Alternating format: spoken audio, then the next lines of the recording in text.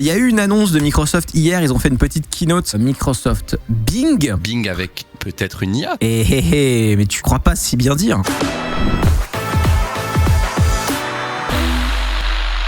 Est-ce que tu as déjà parlé de Bard sur ton live ou pas? Non, mais je sais que c'est l'IA de Google. Justement, on m'a parlé de ça. Je dis, en vrai, moi, j'ai vu passer, mais je peux pas en parler. Mais il y a plusieurs choses qui se passent. On peut parler peut-être en toute petite intro de ça. Il y a aussi Google. Bah, vas-y, fais l'intro. Pendant ce temps-là, je partage mon écran. En gros, il y a Google qui a réagi à ChatGPT. ChatGPT qui appartient à Microsoft, si vous avez bien compris. Et je pense qu'ils ont un peu rushé le truc aussi ces derniers mois pour sortir leur IA conversationnelle qui s'appellera Bard. J'en sais pas plus, les amis. Je vais pas diguer, on en reparlera peut-être avec Diffen, un de ces quatre. Et là, la news d'Ardis, ça va être du coup Microsoft qui du coup met les pieds dans le plat et qui va directement proposer son IA sur son moteur de recherche Bing, encore une fois un peu avant Google, pour essayer de gratter des parts de marché sur Google qui est le moteur de recherche numéro 1 depuis des années, et peut-être que Microsoft va peut-être gratter un peu de parts de marché sur la recherche grâce à ça. Et sachez aussi que on avait parlé il y a très longtemps sur la chaîne de Microsoft Designer, qui était le concurrent de Canva pour faire des petites mises en page visuelles, qui avait aussi intégré DALL-E directement dedans. Donc voilà, Microsoft, ils essayent d'utiliser leur partenaire ChatGPT à tout escient pour rattraper leur retard sur plein de choses. Voilà. Alors je vous ai mis en background la keynote d'hier, on voit le président de Microsoft ici qui s'exprime.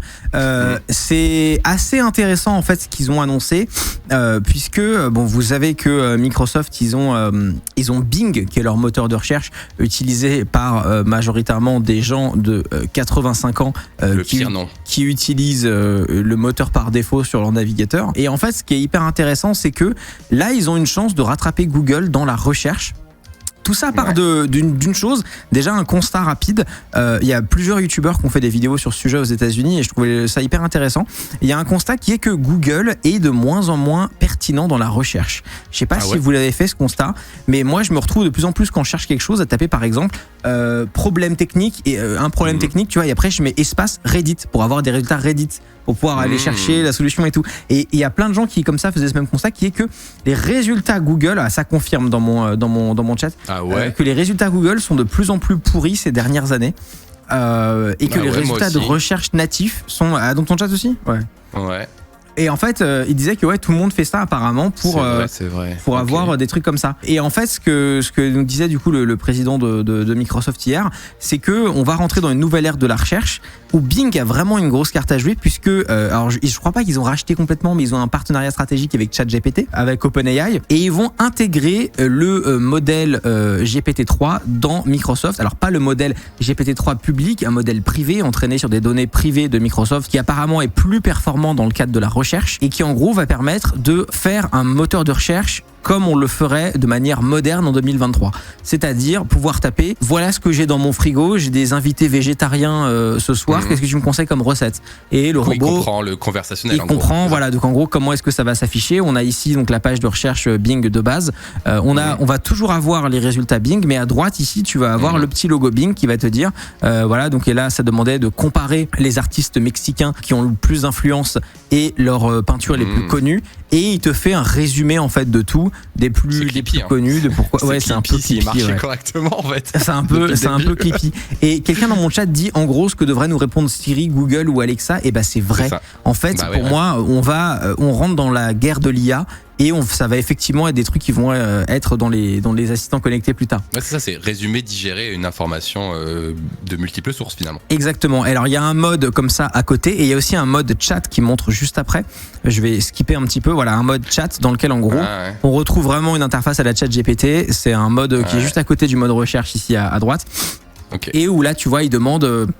donne-moi toutes les télés qui sont bonnes pour le gaming et classe-les-moi par prix, tu vois. J'ai une méga question sur ça. Ouais. Sachant que ChatGPT, ils ont annoncé qu'ils allaient être payants, c'est logique. Alors c'est déjà, ça y est, c'est sorti. Hein. Voilà, mais du coup ça c'est gratuit. Ouais. Alors que ChatGPT c'est devenu payant. Bah oui, mais en fait ChatGPT est payant partout, c'est juste que Microsoft paye la licence. Voilà, mais du coup, histoire de concurrencer Google, ils se disent vas-y on le donne gratuit dans l'onglet ici. Ce sera peut-être pas ad vitam aeternam, mais en tout cas, je pense que ça va être ad vitam aeternam. Déjà parce que c'est Microsoft. ils ont l'oseille de tanker, Ok. et aussi parce que ces technologies elles vont devenir de moins en moins chères. Ça va être de moins Ok. en moins cher de faire des requêtes vers un modèle entraîné. Et parce que en fait Google, Microsoft a la niaque, c'est-à-dire que ça vaut le coup pour Ouais, eux de sûr. payer cet argent, parce qu'en fait Ils vont là lâcher. ils ont une chance de passer au-dessus de Google dans l'usage de moteurs de recherche. C'est une chance comme ça, ça arrive une fois toutes les décennies, de dépasser Ouais. un concurrent sur un produit phare comme ça. Ouais, ils vont lâcher la thune. Hein. Ils ont là, même si ça leur coûte des milliards, ça vaut largement le coup de tenter, parce que la chance est trop bonne, il faut absolument la saisir. C'est ça. Mais du coup, ceux qui disaient ah non, ChatGPT c'est plus activé, faut payer 20 €, machin. Non, machin, c'est maintenant, gratuit, ils mais peuvent tu as aller, un mode payant en gros qui te permet d'être sûr d'y avoir tout le temps accès, quoi. Oui, voilà, mais c'était toujours bourré quand il y allait. C'est toujours bourré, plein. ouais. Et là, oui, c'était toujours rempli, quoi. Mais là, on est d'accord que là, c'est toujours gratuit. plaisir coupable, quoi. Là, c'est coupablement dispo et maintenant, tous les gens qui vont faire des expérimentations, ils vont aller sur Microsoft Bing parce que Bing, il paye l'addition, quoi. C'est ça. Mais donc voilà Ok, ce donc qui. là, on peut y aller là, en live. Alors là, tu peux t'inscrire en waitlist. Et ça va sortir en public dans très peu de temps. En fait, ils vont le sortir par vague. Mais en tout cas, le but, c'est que ce soit public dans pas très longtemps. Et moi, ce qui est très intéressant, donc, c'est de surveiller un petit peu. Moi, je vais repasser sur.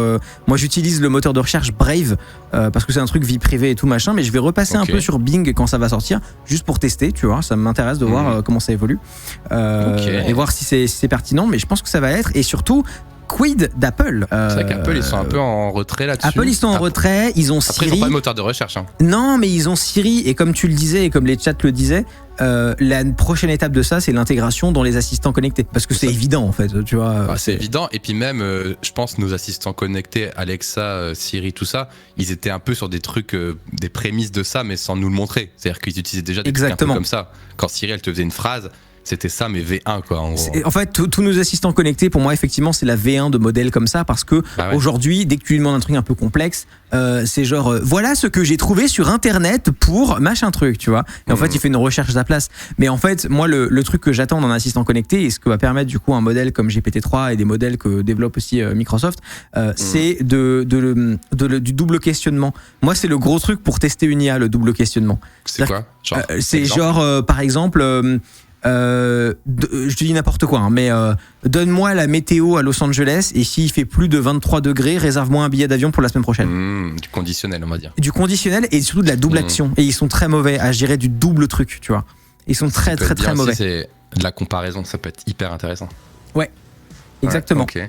Donc voilà la petite news et c'est intéressant à suivre parce que je trouve que c'est un gros coup tapé par Microsoft. Et du coup ça me fait réagir sur un autre truc. Donc il y a quelques jours, je crois 3-4 jours, c'était du coup Google qui avait annoncé Bard, si j'ai bien compris. Ouais. Et est-ce que du coup ça va accélérer l'apparition de Bard dans Google? Et du coup ça va faire encore une course technologique de fou et on va peut-être avoir un Bard gratos direct aussi. Ils n'ont pas le choix et en fait l'avantage c'est que comme dans tous les domaines dans lesquels il y a de la forte concurrence, le gagnant c'est le consommateur. Et donc nous en tant que client on va avoir accès à des modèles de plus en plus performants et de moins en moins chers, voire gratuits. Donc c'est génial parce qu'effectivement Google ils ont leur modèle à eux aussi pour concurrencer OpenAI et tout. Parce que face au public ils sont en retard en tout cas. Dans l'image publique, après en privé dans leur labo ils ont des modèles qui marchent tout, mais face au public en tout cas dans les produits sortis ils sont en retard. Et Bard effectivement ça va barder chez Google, on dit dans mon chat parce que j'ai des gens très drôles dans mon chat. Et ouais effectivement ça va ils ont pas le choix en fait, il faut qu'ils améliorent le moteur de recherche Google parce que Google c'est quand même basé sur le produit search, quand même le produit le plus connu de chez Google et ça la fout un peu mal d'être en retard sur le search alors que t'es Google quoi, tu vois. Bard c'est quoi? Du coup Bard ça a été annoncé par Google, on n'a pas parlé parce qu'on n'a pas fait d'article dessus, mais en gros c'est le chat GPT de Google. Voilà. C'est ça, c'est un modèle d'IA conversationnel développé par Google. Et c'est cool pour nous parce que comme tu l'as dit, quand il y a la course à gagner les utilisateurs, on a plein de trucs gratuits, donc profitons-en dans les prochains mois en tout cas. Et j'espère que ça va être cool et que ça va être bien fait et tout ça, parce que là c'est vrai que ça va vite quoi. C'est vrai que ça va très très vite. Et on a un peu oublié, on est d'accord, hein, les IA de génération d'images, elles sont en mode maintenant c'est plus du tout l'actu quoi, c'est vraiment les textes. Non, je pense que ça va revenir à l'actu. Il y a un modèle de méta qui est génial, la génération de vidéos. Ouais. La génération de vidéos, ça va être incroyable. Et puis pour les monteurs vidéo YouTube, mec, le fait de pouvoir avoir des B-rolls de n'importe quoi en tapant une phrase. Oh, qu'on peut générer une vidéo à partir d'une phrase, c'est incroyable. Ouais, en gros, tu diras two people working on desktop, yellow background et t'as ton asset. Nous, on va abuser le truc dans les montages vidéo dès que c'est disponible. À mon avis, ça sera pas prêt tout de suite pour que t'aies des visages qui soient pas complètement bizarres, mais écoute, je dirais dans 1 an et demi, allez. Ouais, à peu près, je pense. Ouais. Parce que l'annonce de Meta, elle a été faite il y a quelques mois à peine, et c'est en basse résolution et un petit peu broken, mais quand même déjà pas mal. Regardé, donc, donne-lui 1 an et demi supplémentaire, et il te fera du 1080p et moins broken qu'aujourd'hui, tu vois. Tu pourrais faire, genre, en live, tu pourrais faire les viewers qui tapent des textes et ça fait changer des vidéos sur l'écran et tout. Mais déjà, il y a eu, je sais pas si t'as vu, je peux pas partager mon écran, c'est chiant, mais il y a un streamer connu aux US qui a fait une version IA de lui et qui est hyper réaliste, c'est trop drôle. Ah, ok. Asmongold.